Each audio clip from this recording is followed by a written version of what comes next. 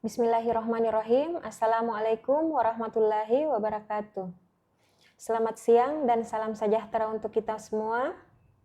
Alhamdulillah, puji syukur kehadirat Allah Subhanahu wa Ta'ala, yang mana sampai hari ini kita masih diberi nikmat kesehatan. Sebelum saya memaparkan materi saya, perkenankan saya memperkenalkan diri. Nama saya Eyastuti SKM MKes dengan nomor induk dosen nasional atau NIDN 0917088802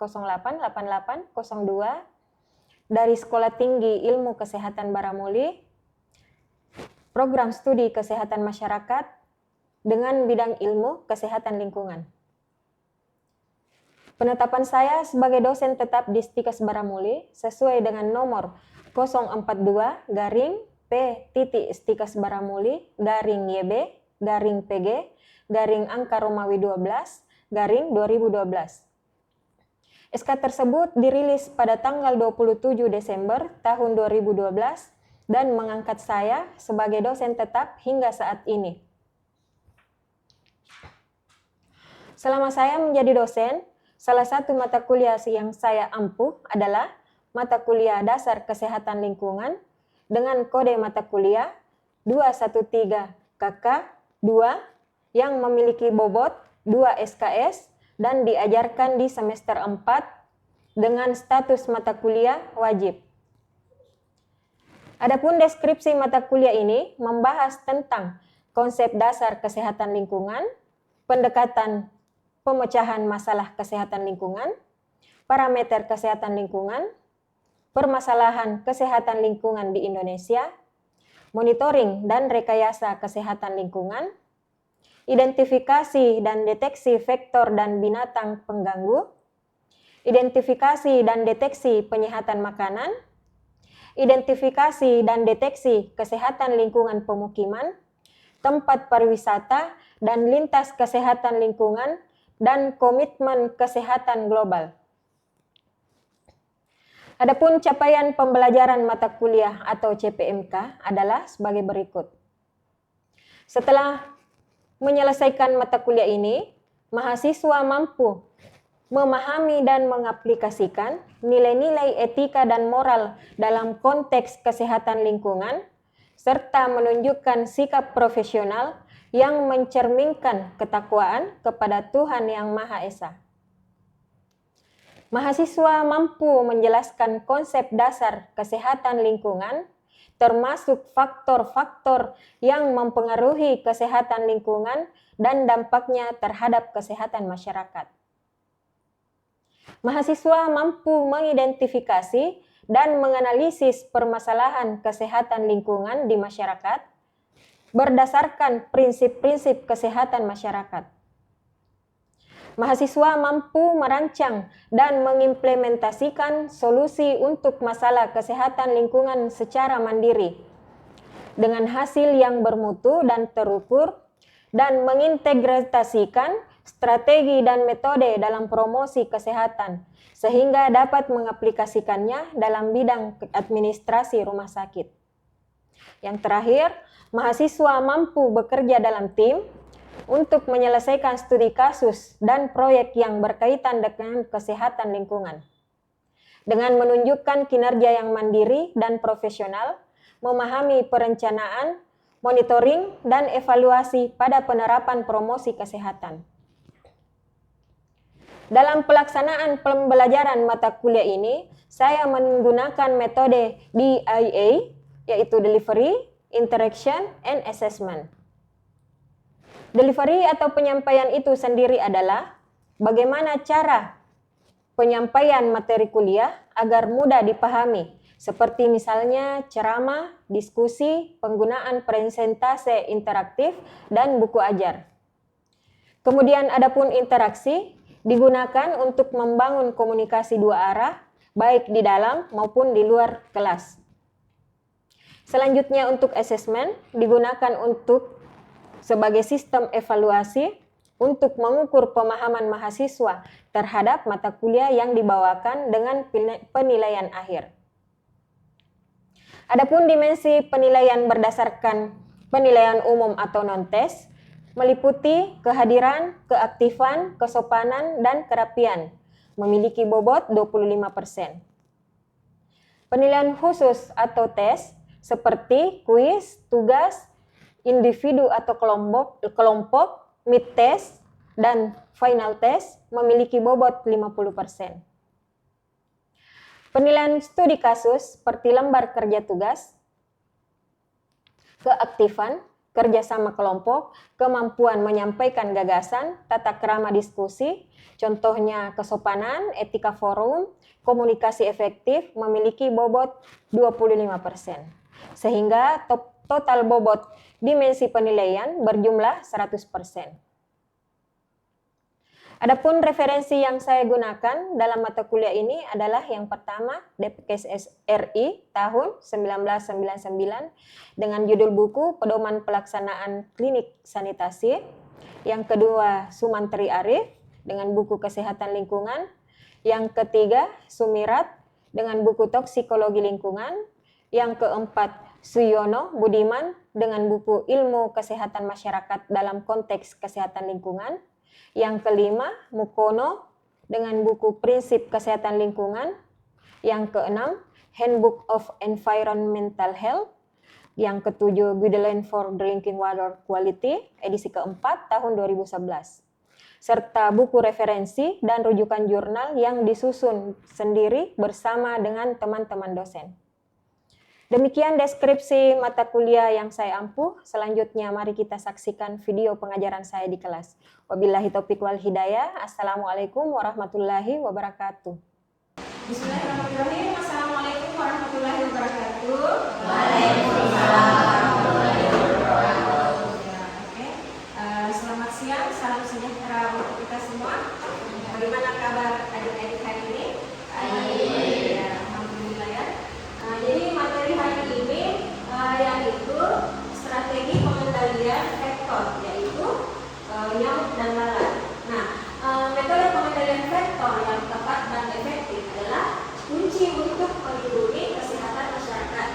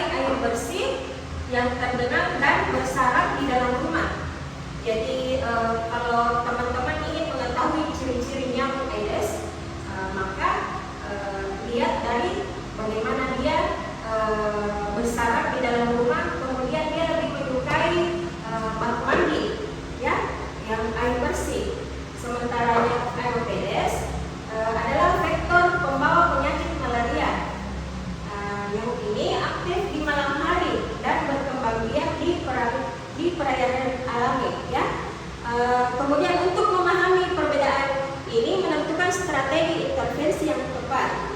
Nah, jadi di Indonesia itu sebenarnya ada lebih dari 1000 spesies nyamuk. Namun yang sering dijumpai di sekitar kita itu umumnya ada 3 ya. Jadi jenis nyamuk Aedes ini habitatnya di air bersih, kemudian di diurnal. Apa itu diurnal? Yaitu nyamuk yang suka menggigit di siang hari. Jadi nyamuk Aedes atau nyamuk pembawa demam berdarah ini dia sukanya menggigit pada sekitar jam-jam 9 pagi hingga jam 11 siang. Kemudian di sore hari dia itu suka menggigit di jam-jam 2 hingga jam 5 sore. Nah, selanjutnya untuk jenis nyamuk Anopheles itu habitatnya di sumber air alami seperti sungai ya. Kemudian gigitan nokturnal. Apa itu? Yaitu dia suka menggigit pada malam hari ya. Nah, selanjutnya untuk nyamuk Cules ini habitatnya di sumber air tercemar seperti bor, parit ya. Kemudian nyamuk ini adalah pembawa vektor filariasis, yaitu penyakit kaki gajah seperti itu. Kemudian adapun siklus dan titik kritis nyamuk ini mengalami metamorfosis sempurna melalui 4 tahap. Jadi nyamuk berkembang biak itu melalui yang pertama itu dengan bertelur. Jadi nyamuk pada umumnya itu bertelur sekitar 70 hingga 100 butir per satu kali bertelur ya. Kemudian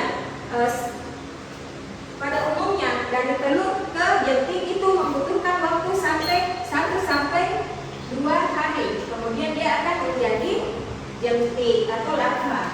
Nah, dalam tahap proses jentik larva atau larva ke pupa itu membutuhkan waktu 5 sampai 10 hari hingga dia menjadi pupa ya. Nah, di tahap pupa ini dia akan menjadi nyamuk dewasa setelah 2 hari atau bahkan lebih. Nah, dan yang terakhir akan menjadi nyamuk dewasa ya. Nah, perlu adik-adik ketahui bahwa nyamuk dewasa itu masa hidupnya biasa kurang lebih dari 2 bulan ya. Nah, jadi sementara nyamuk jantan itu hanya memakan nektar bunga. Jadi kalau jantan dia biasa hidupnya hanya berkisar kurang lebih 1 minggu. Sementara nyamuk dewasa, nyamuk betina itu hidupnya kurang lebih 1 atau 2 bulan dan memakan atau menghisap darah untuk memproses kembali telur. Nah, selanjutnya metode pengendalian nyamuk itu ada 3. Yang pertama metode fisik, kedua metode biologi, dan yang ketiga metode kimia. Nah, dalam hal metode fisik, pemasangan kawat kasar pada jendela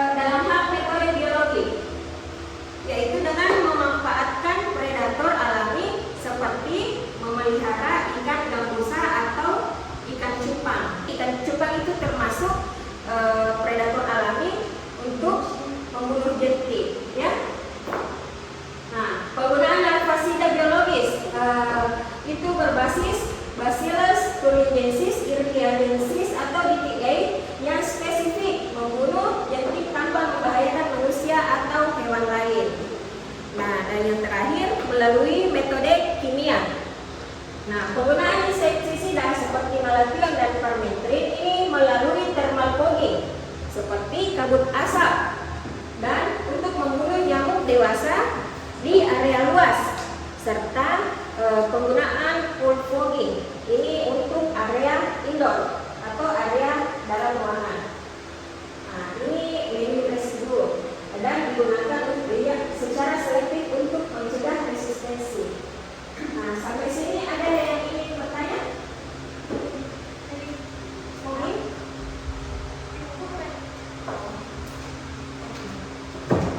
Ya, silakan. Yang itu tentang metode kimia. Di situ ada jenis fogging, Bu. Ya, Itu bertanya mengenai apakah fogging bisa dilakukan secara terus-menerus untuk membasmi nyamuk oke. atau per bulan, Bu. Nah, pertanyaan yang bagus. Kenapa? Apakah fogging selalu dilakukan? Nah, jawabannya fogging ini tidak selalu dilakukan. Hanya pada saat yang pertama itu terjadi ditemukannya penderita DBD 2 atau bahkan lebih pada radius 100 meter. Dan yang kedua itu dengan pemeriksaan dari epidemiologi dan di ACC oleh Dinas Kesehatan, maka fogging akan terlaksana, ya, seperti itu. Nah, pada fogging ini thermal fogging ini dilakukan pada luar ruangan karena dia itu bentuknya berkabut panas, berasap. Sementara untuk full fogging itu untuk di dalam ruangan karena jenisnya dia kayak embun atau kabut seperti itu, makanya lebih efisien di dalam ruangan. Oke, sampai sini mengerti? Oke, jadi saya lanjut ya. Nah, kemudian ada pun standar operasional di lingkungan rumah sakit dan lingkungan rumah seperti manajemen lingkungan dan evaluasi atau pemantauan. Nah, dalam hal pencegahan perindukan itu dimulai dari manajemen lingkungan yang ketat, kemudian menguras bak air minimal sekali seminggu, kemudian menutup tempat penampungan air dan memastikan drainase itu berfungsi baik. Nah, sementara di area rumah sakit itu harus memperhatikan area seperti taman, kemudian saluran airnya dan tempat sampah yang memerlukan inspeksi rutin.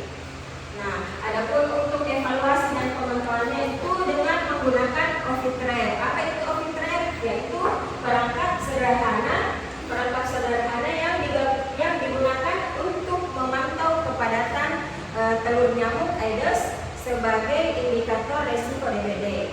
Jadi indeks house itu yaitu kepadatan telur nyamuk, sementara indeks container itu adalah jumlah wadah air yang positif ada jentik nyamuk di dalamnya, ya.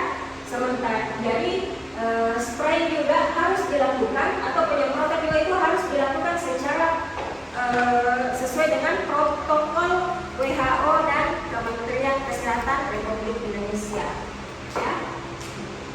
Nah, kita lihat di sebelahnya yaitu kepatuhan prosedur. Jadi semua harus